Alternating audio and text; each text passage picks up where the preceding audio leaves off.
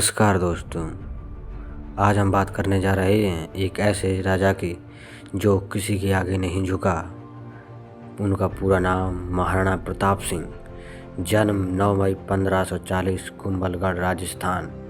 पिता राणा उदय सिंह द्वितीय जो मेवाड़ के शासक और माता रानी जयवंता बाई। वंश सिसोदिया राजपूत वंश।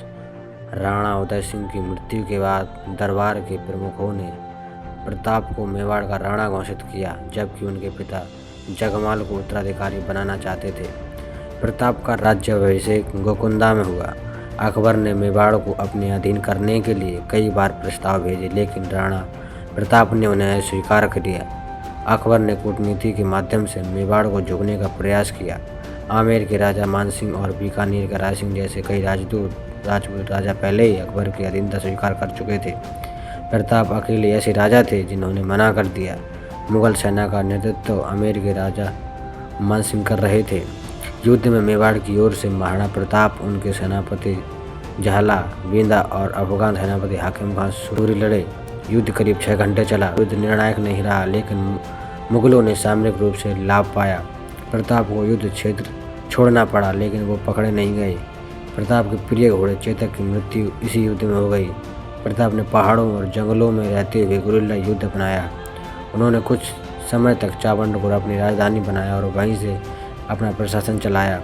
देवेर का युद्ध 1582। देवेर में महाराणा प्रताप ने मुगल थानों पर हमला कर उन्हें समाप्त कर दिया।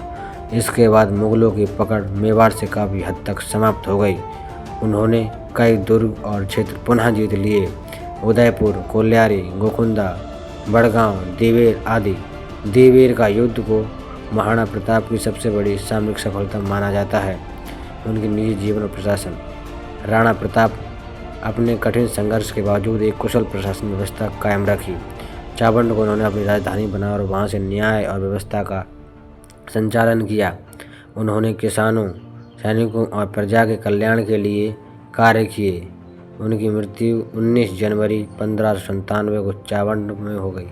एक शिकार के दौरान दुर्घटना में घायल हो गए, जिससे उनकी मृत्यु हो गई। उनके उत्तराधिकारी उनके पुत्र अमर सिंह प्रथम ने गद्दी संभाली। अमर सिंह ने 1615 में मुगल सम्राट जहांगीर से संधि कर ली, जिससे मेवाड़ की स्वतंत्रता बनी रही, लेकिन यह एक राजनीतिक समझौता था। और इसके प्रमुख ऐतिहासिक स्रोत महाराणा प्रताप के बारे में जानकारी देते हैं। नंबर 1, अकबरनामा, जो अबुल फजल द्वारा लिखी गई।